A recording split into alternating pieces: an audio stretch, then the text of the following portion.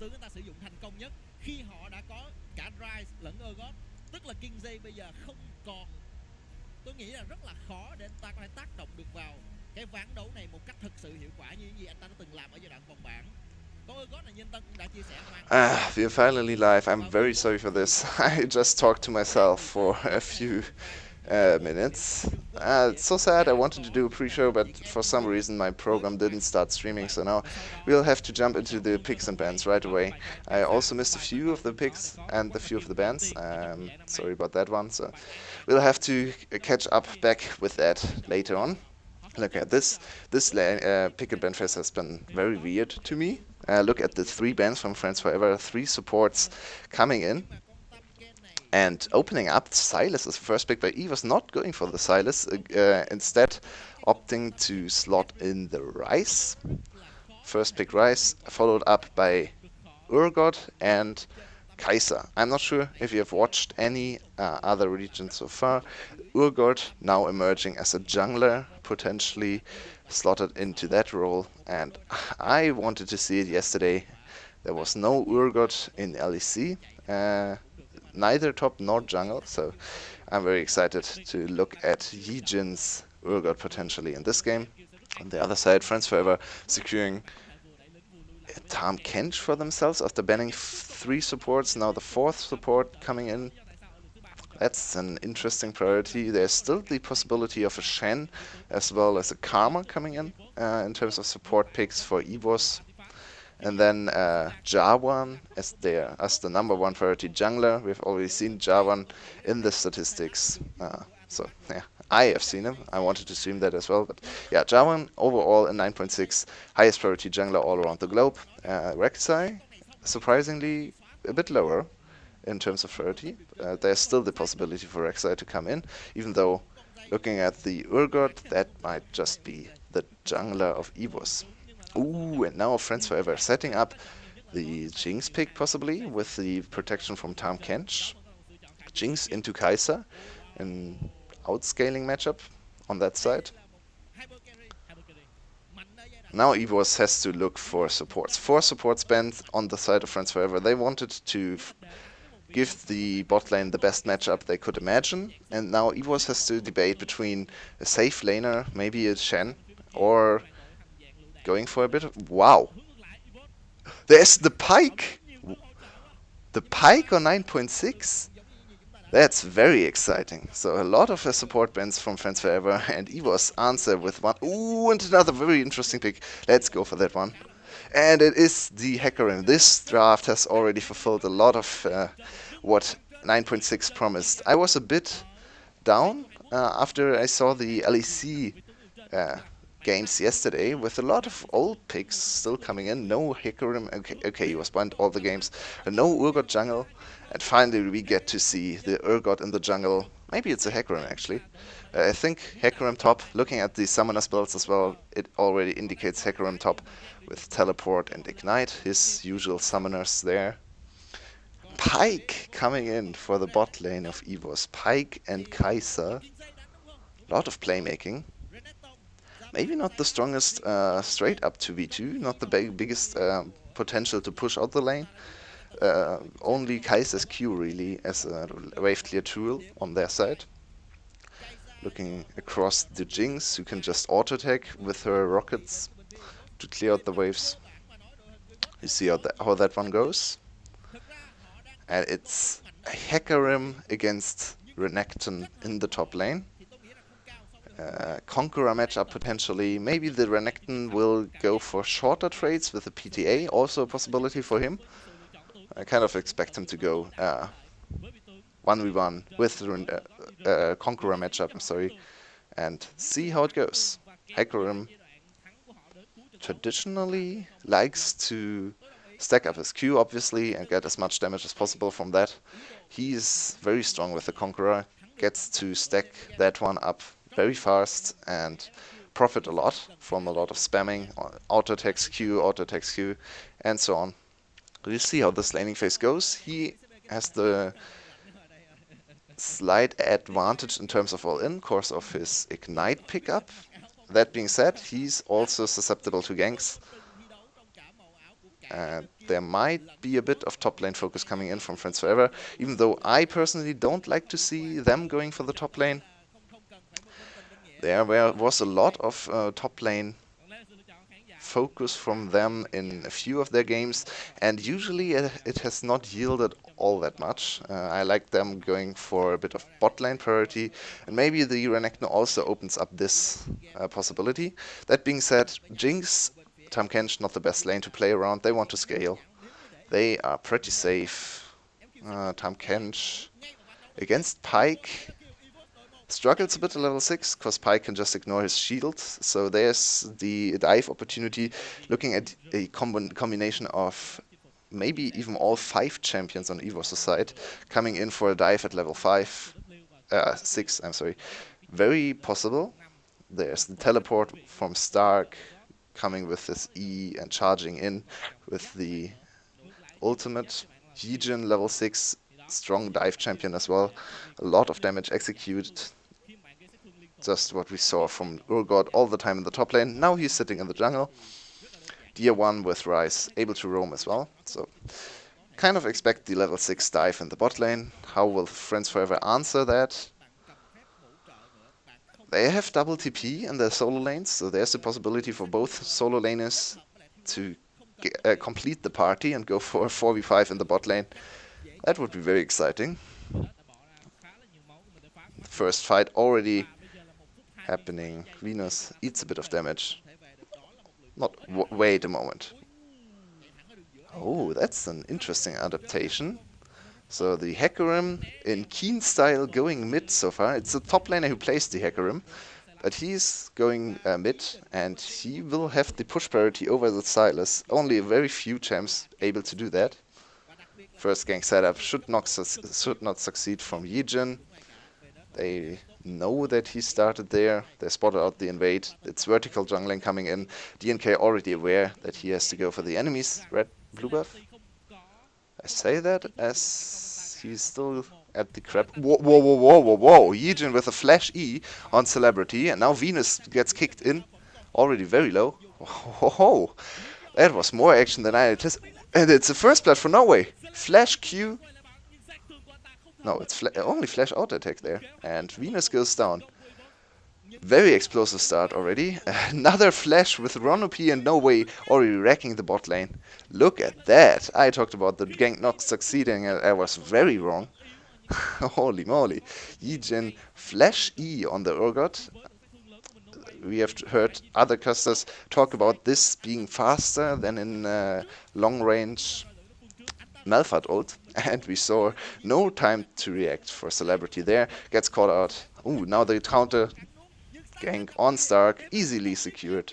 Nicely done by DNK. Flash extension on the EQ.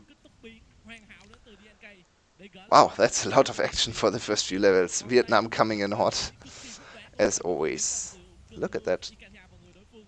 Ah, nice W from Norway, opening up the possibility for Ronopi. E flash, stun into auto attack for the support. 2 kills already going over to EVOS. EVOS is bot lane. And 1 kill back in the mid lane for Friends Forever. Little lead in terms of overall gold. And now Friends Forever want to swap up the lanes and get their better top matchups. So now we see the Ryze recalling. Will he go top lane again, or will they swap? Will this be a cat and mouse game around mid and top lane? Doesn't look like it. Ryze wants to catch the wave and goes back into the top lane. To be honest, Ryze doesn't really care who he's playing against. I guess the Renekton matchup is a bit easier for him, but he's fine in this Sylas matchup as well. Overall, Ryze in the top lane, just a very safe pick. Mid lane as well. It's not only the top lane factor. Now Stark with the Hecarim in the mid lane against Renekton. If this matchup is actually a problem for the Hecarim, mid lane should be better for him, because Renekton doesn't have the long lane to chase him down. Go for longer trades. Look at this. Hecarim wins the the short trade, I should say, very heavily. A bit of damage back for Stark, who utilizes his W to heal up. overall a bit of CS advantage for the Hecarim, even though he went down. That's an interesting one. Artifact going for a big trade against Tier 1. Tier 1 doesn't have any damage to trade back. And now the dive possibilities opened up. DNK without flash. This dive will be risky for him. And he calls it off. He agrees with me there. Has to wait for 6 if he wants to make this dive happen, I think. He needs the burst damage. He's still going there. Now Pink Ward will spot him out, but the Renekton follows as well. And Tier 1 has been caught under the turret. A dive is initiated. Flash away from the turret. Ooh, the flash away, not the best option, but now very low on Artifact. Artifact on level 6. DNK should be able to secure this kill pretty easily. There it goes.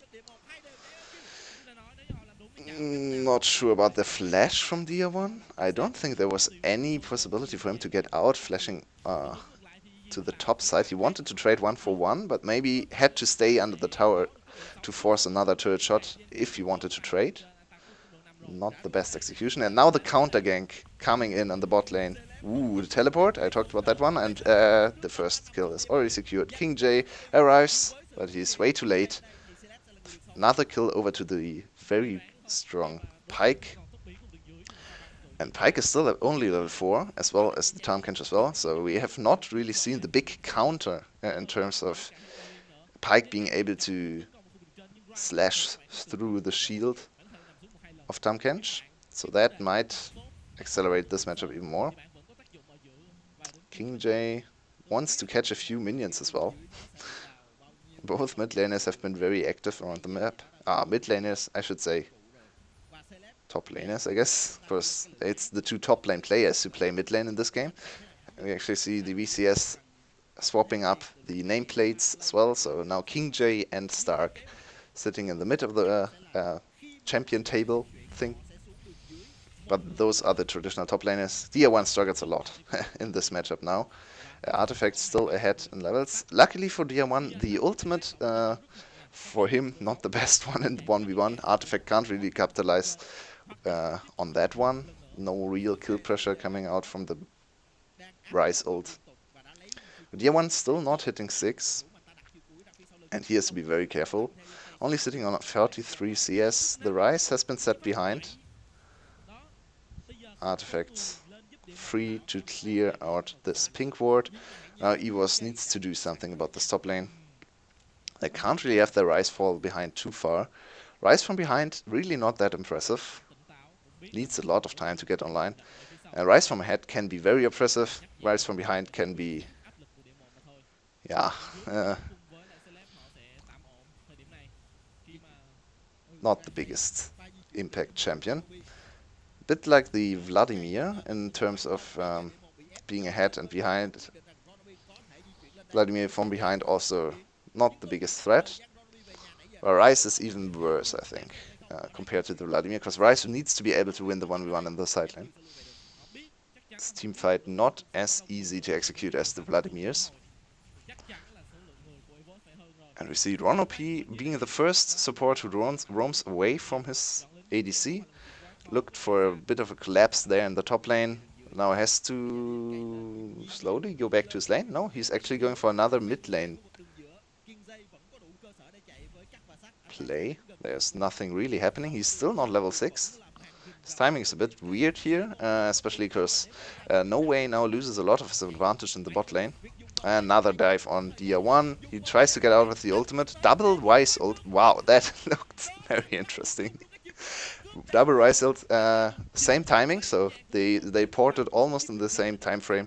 And then, yeah, Artifact with an easy execute on the Ryze. Another kill going down on the top lane. And the gold is back to almost even. Still a big advantage for EVOS in the bot lane. I would like to see them play around their advantage in the bot lane a bit more. They try to go for salvage plays in the top lane, get their Ryze back on top, but maybe they just have to give up the Ryze. Pray that he's not dying too many times. Look at this, DNK gets out of the turret focus. Another attempt from the 1 there to get a 1v1 kill back, but both of the times he does not succeed in locking down the targets in turret range. He's now 0-2 against the 2-0 Silas, Artifact side. The two key players, for me especially, in this matchup, the two mid laners, now sitting in the top lane. Ooh, gank from Stark on Artifact. There is not a whole lot of kill pressure in my opinion. We see Stark already losing this 1v1. And now they finally swapped the lanes back. What is happening now? Okay, interesting. DNK with another invade on Stark. I'm very sorry, I'm not sure what happened there. I don't think it's on me. They're still Stark under a lot of threat. DNK zones him off and will just secure the kill with his flag. And this will be another turret plating going over to the Artifact on Silas. He's on a very strong state, and there's D1 getting ganked once again, but this time he gets out with his Keystone securing the safe way out. In the meantime, No Way gets a few plates for the stronger bottom side from EVOS. We see a very clear split in terms of map. Friends Forever dominate the top lane and the top side over all of the map. And then there's EVOS with the much stronger bottom lane. There is no real way for Friends Forever to win the bot side against this stronger bottom lane. But Friends Forever still will secure the first turret in the top lane, it looks like. Celebrity with his Jinx, very strong pushing capabilities. No Way can't answer right now on this Kai'Sa. So first turret to Friends Forever, and they open up a 600 gold lead, which will be closed down once No Way finishes off the turret. So we're still in very even territory at 12 minutes. Both teams tend to fall behind. EVOS in the last 4 games, so the last week of play, fell behind on average almost 2,000 gold at 15 minutes. So it's not really surprising to see either team fall behind. Friends Forever's season average already sitting at 220 gold difference, a negative gold difference at 15. So very funny that both teams now are very even in this game. Usually I would say this favors EVOS a bit more. Of course, they are a very strong team fighting team. They are very decisive around engages in the mid game. For example, last series in the regular split, last Sunday, against the second place team Sky Gaming, they just won every team fight, even from behind, even when they fell behind 2,000 golds and more. They just won all the team fights. So I kind of expect EVOS to come out ahead if the game goes even. That being said, looking at team compositions, who's actually in a team fight advantage in this game? What I thought. Another gank on Stark. Tries to secure another counter kill. Artifact drops low. But another time, Artifact and DNK get out after diving. It's another clean kill for Friends Forever. And now the collapse starts happening. Tier 1 is here on the rise. Oh, he doesn't have the biggest health pool ever, and Artifact opens up with the ultimate.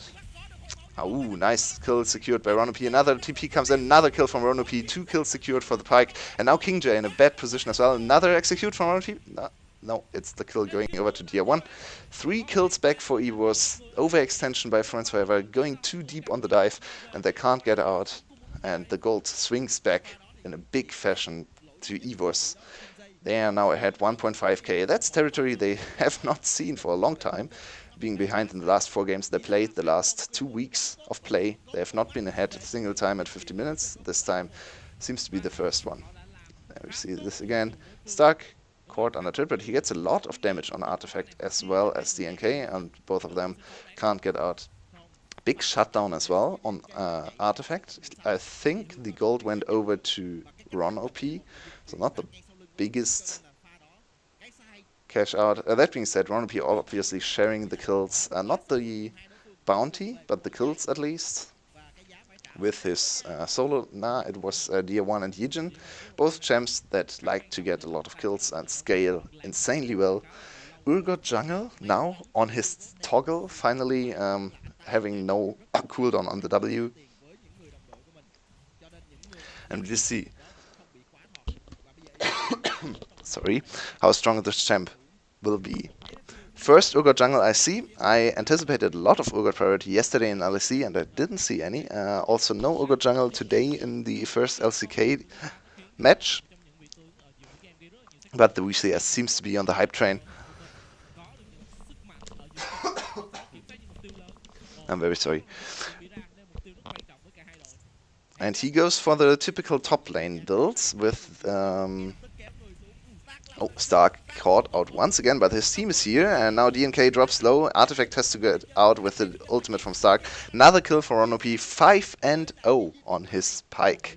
Counter pick into the Tom Kench. There were 4 support bans, four from FFQ, 3 in the first phase. Very unusual ban phase in this first game, considering there are so many OP picks, and Friends were sitting on the red side, so I expected them to go for the Urgot or the Silas ban. They went with 3 support bans, and so far it really hasn't worked out. Ron OP on the 6th or 7th support they could find for him, and he sits on 5-0, already completing his first big ticket item there on the Ductar. Yijin on top of the dragon. Ooh, ultimate not landing on Venus, and now Yijin gets caught out. Kill going over to the Renekton, and cash out for Pike ult invested from Artifact. So, bit of a swing back in Friends Forever's favor. Luckily for EVOS, they at least bought a lot of time for Dia1, who's now sitting pretty comfortably in this game and pushes the top lane turret. DNK? Okay, I thought he missed his Q there, but it was not cast just yet, so he gets over the wall and they secure another turret. In the meantime, Dia1 securing the top lane turret as well, but bot lane turret also falling for Friends Forever. Now Dia1 is collapsed on. It's Venus and Artifact, so this should be a very easy kill. Yeah, ult cancelled from Dia1. There's DNK also coming. Wow, look at that! Dia1 with a big shield and a lot of damage on Venus as well. Venus has to disengage this. Another shield coming in for Dia1. Wow, he lived a lot longer than I thought he would. Very good Ryze comboing there, getting the passive shield 2 times and the Severus shield in 1 time as well. So he had around 1,500 health more than it looked like. Already showing good Ryze mechanics in this game. So now Stark against King J. Stark baits King J into the river, and the W hits on with No Way. This should be an easy kill. Stark securing this one. TP from Artifact, No Way, and Stark separate. Another easy kill back to Artifact. Okay, I guess Stark called that they can't 1v2 the 2v1 the Silas with his mana as well as No Way's mana sitting on very low amounts. I have to give up their ADC. That being said, No Way has now secured the big 2 item power spike for the Kai'Sa, sitting on the 2 items that give Q and E evolve. So he's much stronger than Celebrity right now, even though Celebrity now hits his 2 items power spike as well. So Jinx, even she is a crit ADC, but she's strong on 2 items as well. Not so much from behind, I have to say, so there's still more damage on No Way's side. But Jinx slowly getting back into this game after a very bad laning phase. She only died once, and she's still even in CS, so all things considered, the game is still going relatively well for the late game ADC. Gold still very even, and now EVOS Venus gets picked on. Easy kill secured by Yijin, who can ignore the shield as well. Now, wow, Dia1 one-shots DNK, and Celebrity is already very low as well. Stark on his tracks, kills him with the E. This should be a very easy fight for EVOS. There's the Urgot in the jungle fighting with the top laner. Dia1 gets in, another kill going over to EVOS, and we just before 20 minutes. Usually EVOS would immediately go for Baron, as all the Vietnamese teams like to insta-Baron after a team fight, but Baron is still not up, so if they can delay Artifacts back with just killing him, they give up their jungler. Now Ronan P has to be very careful as well. Artifact is very strong. Dia1 now here as well. Wow, snipe from No Way. Another kill going over to EVOS, and they accelerate the gold lead to 3k. Finally, the first really decisive teamfight going over in favor of EVOS. And they are now sitting in a very good mid-game position with DR1 after getting ganked and kind of camped in the early game. Now on 3-3, 250 gold bounty, a very strong state as well in this game. Finally, one item completed on the mid lane Hecarim. Look at this again, nice combination. And Venus on his Tahm Kench is in a bit of a bad position. Tahm Kench usually a very tanky champ, but in this game against the two shield ignoring champions in Pyke as well as Urgot, he just dies very fast. We see a bit of the potency from the new Urgot with his Conqueror. He doesn't even lose any health against the Renekton in the 1v1, even though Renekton is the laner and he's the jungler, so Urgot very strong. And they have a lot of Baron damage on their side. Ryze usually, if he doesn't get the debuff too early, he gets a lot of damage on the Baron with his crits on Q. And if they are able to secure the next Mountain Drake, I expect them to go for a sneaky Baron play. Rush down with the dragon in, I would say, 10 seconds maybe a bit more still. But it will be very fast later on in the game, especially if Ryze secures more AP. Look at that, flash for flash traded. Venus has to flash out, very bad for his ADC, who wants to get the safety of the flash on the Tahm Kench side. And Tahm Kench himself a target for plays, as we have seen time and time again in this game. Support and jungler like to go for him, and killing the Tahm Kench first is not the worst thing, especially if you can kill him as fast as this team is able to. Execute him with one of the two execution spells, and then the Jinx is not that safe at all. Not a whole lot of peel other than the Tahm Kench on her side. Looking at ultimates, Artifact could steal to peel for him. Maybe Stark's ultimate is a possibility. Just Hecarim ult on top of Celebrity to get him a bit of freedom. Let him run back in the backline. There's still that. Hecarim ultimate overall a very good choice for Artifact. Very strong teamfight ultimate. Stark now has to run out, but he's Hecarim. He has a million movement speed. He re-engages the fight, and King J and DNK know that there's no reason for him to do that, if not for a lot of backup. See, the Baron started, I talked about that before. They will go for aggressive Baron starts, and now Stark has the... Ooh, wow, that was relatively cleanly done. Stark with the ultimate, and then a lot of damage coming over the wall. No chance for DNK to get over the wall, even though he had the flash available as well as EQ combo. So, clean Baron secured from EVOS. EVOS, one of the Vietnamese teams I like the most in terms of Baron. There are a lot of teams, especially looking at you, friends, whoever, who just coin flip every game, go for 50-50 Barons over and over, pray for the best. But EVOS' setups are most of the time are a bit better. And we see this one again.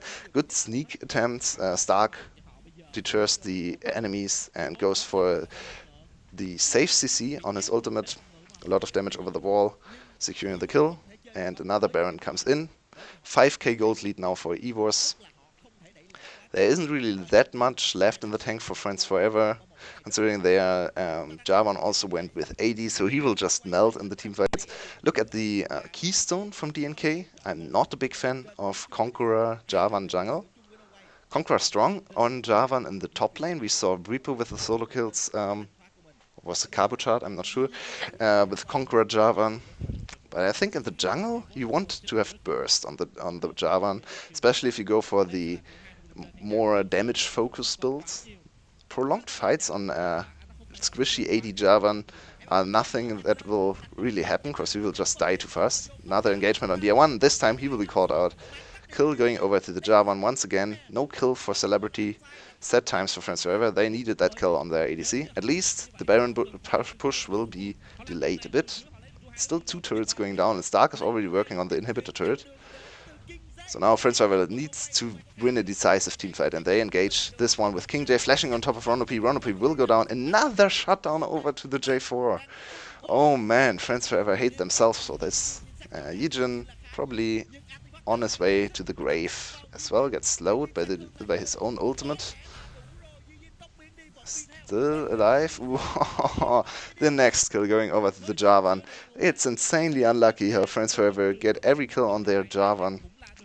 This one looked like a snipe from Celebrity, but in the end it went over to the Javan as well. So at least Javan now gets to work on his Guardian Angel for more teamfight impact. I guess that's that. And EVOS throwing away a bit of their lead. They are still quite comfortably in the winning position in this game. Still ahead 5k gold, and if they play out their split push a bit better, they should be able to close out this game. Looking at late game teamfight possibilities, there's a lot of engage from Friends Forever.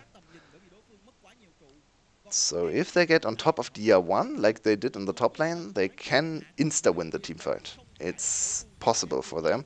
I'm not sure if DR1 should go for Zhonya's in this game. Could be a very strong item against the big engage possibilities for Friends Forever.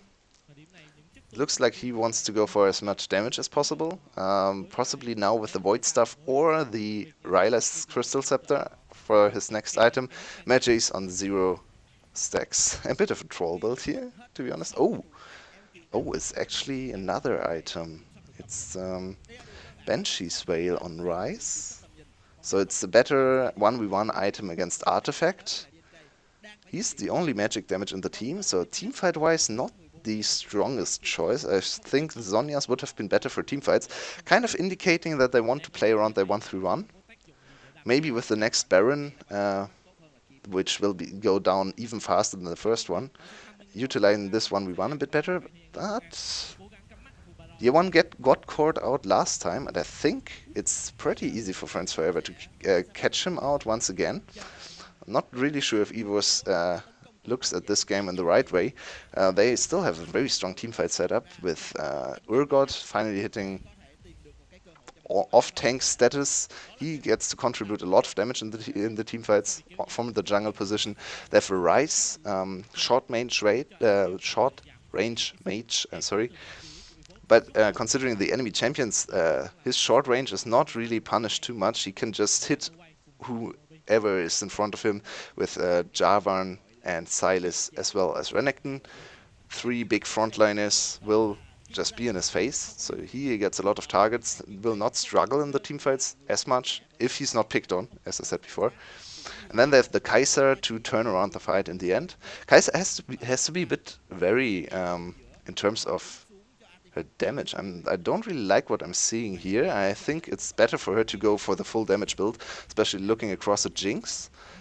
If this game goes later on and she goes for the more utility-based build, it looks like she's going for a Blade with Rune King now. Her damage in comparison to the Jinx will not be too great. So there's still the possibility of Jinx just killing everyone on EVOS' side, especially if Friends Forever is able to secure early kill on Ryze and then Jinx following up from the backline. We'll see how that plays out. Ronop's role in teamfights might be flanking and looking for a backline access as well. Pyke in teamfights are very interesting to look at in pro play. A lot of possible ways to influence the teamfight. Sometimes the Pyke will just die and do nothing. Ronop with a big honest to perform in this game, because he got a lot of the early kills. Big early game for him. And now, in the later stages of the game, which are way harder to play on the Pyke, he needs to be careful, not giving up too many deaths. Oh, another teamfight setup for EVOS, and now the engage on No Way from Artifact almost kills No Way, but No Way is still there. And now Yijin gets caught out. Yijin pretty low, Artifact tries to go for the kill, and now Yijin gets killed. DR1 has not entered the fight so far. Now he's 1v4 in the backline, will get killed as well. Another big engage from Friends Forever. Artifact with the next ult on top of Ronop. Ronop doesn't go down. 3 members still living from EVOS. But this will be easy Baron call for Friends Forever. Big teamfight blunder from especially DR1, who was not able to get into the fight. EVOS give up the big advantage they had with their last Baron, and this game has swung around. The first game of the series, and Friends Forever suddenly look at this as a game they might win. Celebrity now at 30 minutes, 3 items finished, will finish his 4th item, and as I said before, with No Way going for the utility build, he has a lot more damage than the enemy Kai'Sa. Now look at this again, very compact standing here from Friends Forever, grouping up all their gems.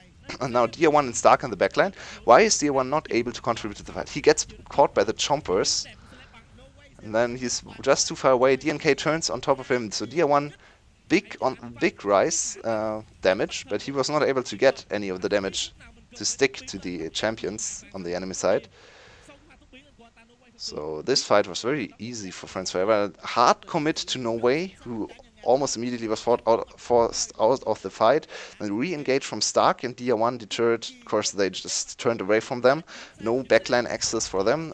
Very interesting fighting structure from Friends Forever, with front lines on both sides of the fight, and Celebrity sitting just in the middle and shooting whoever is close to him. So I like this strategy in terms of team fighting. No clear way for EVOS to get on top of Celebrity, who has now secured a snowball team fighting build with his 4th item, Guardian Angel. Might be the stronger option compared to the Bloodthirster that was on the table as well. So now it will be even harder for EVOS to kill the enemy AD carry. And suddenly this game looks very good for Friends Forever. Looking at DR1's build, he has now adapted and gone with the Zhonya's, which I had advised him to go for earlier on. Now his build is not the highest damage rise build compared to other things we saw. Thinking about Wonder and the Fnatic game, or even some of the games where Rise went for a more defensive build, he still had more teamfight impact. This way he's still squishy, doesn't have the same damage. First inhibitor already falling. No way for EVOS to contest this one. Especially with nowhere near his real power. Haha. I'm sorry for that one. Next Baron will spawn in 3-4 minutes from now, and we'll see if Friends Forever is able to use this Baron push to get another inhibitor down. They have secured the bot lane inhibitor. Fight emerges in the top lane. Artifact has to ult out. Not a big deal. His cooldown is almost already back there. He can't use the Hecarim ult in the next fight though, so that's a bit of a bummer for him, as the stream is still lagging on the VCS side, and he goes for the next nice ultimate. Stark with a big engage in the backline, but Celebrity gets saved by Venus, and now no backline access at all from EVOS. Front-to-back team fighting. Who will win this one? Artifact and... oh, Celebrity with a big gets crit by Rise, and is now very low. Re-engage from EVOS. No way to participate in the fight so far. Now DR1 in a bad position gets stunned and has the Zhonya's. At least is able to not die to the ultimate, but now is going down. Yijin, not enough damage, and Stark will go down. Nice snipe by Celebrity. This should be the game for Friends Forever. 2 more kills going over to them. The mini wave crashes into the Nexus, and now last stand from EVOS will happen. Oh, nice catch on Yijin. First Nexus turret already down, and the TP from King J comes in as well. Yijin in the middle of everyone, and now No Way getting caught out. Celebrity with a flash on top of him. Yijin will die as well. This game is over. Friends Forever turning around, the big advantage for EVOS. Back and forth in the early game. We already start this series off with a big banger of a game. A lot of team fighting. Big mistakes by EVOS, getting caught out in the top lane. A bit of itemization blunders in my opinion as well, and especially on DR1's side as well as No Way's side. I didn't like the 4th item utility Blade of the Ruined King on the Kai'Sa at all. I think she had to go for crit. She didn't. No teamfight damage in front-to-back teamfighting compared to the Jinx, who was just able to run all over the enemy team. Yeah, and in the end, Friends Forever scaled through the big mid lane hole they played themselves into, gave up the first Baron. It looked like EVOS should be able to secure an easy win with this one, but they actually didn't, and the game turns around once again. Game goes over to Friends Forever, who are now sitting on a 1-game lead in the series. What did we learn from this first game? Friends Forever coming in with a very interesting ban strategy, going for 3 support bans and forcing Ronopi on the Pyke. It looked like that paid no dividends at all, as Pyke went 5-0 in the early game. But looking at the endgame teamfights, this might actually be a very viable strategy on the red side for Friends Forever, as Ronopi struggled to have the teamfight impact, and overall EVOS not with their strongest showing in teamfights in this game, even though I personally think they are one of the best teamfighting teams in Vietnam. This game, that didn't hold true. And we have to see how EVOS will adapt. They gave up the Silas for Ryze, first picked the Ryze instead of the Silas. That's another choice we have to look at. We have seen a Hecarim as well as the Urgot jungle now losing in this game. I don't really think it was their fault. Hecarim, not with the biggest game impact, to be fair. They slotted him in the mid lane. He was not able to win his lane or impact any of the other lanes too much. Fell behind a bit. Urgot to me looked quite strong in the jungle. Not the best ganks, but very strong in the teamfights, so I don't really see any reason to not pick up Urgot next game. Hecarim might fall a bit down to counter-pick territory, because we saw the Renekton being very successful in denying him resources in the early game and pressuring him out of lane. We'll probably see a 10-minute break, 8 minutes only, and then the second game between EVOS and Friends Forever will start, and we'll have to see if EVOS can come back or Friends Forever pushes us to match point, very surprisingly. I thought EVOS would dominate this series, and it looked like it for the first 25 minutes, but they messed up big time in the teamfights, and now Friends Forever ahead. I'll see you guys in 7.5 minutes.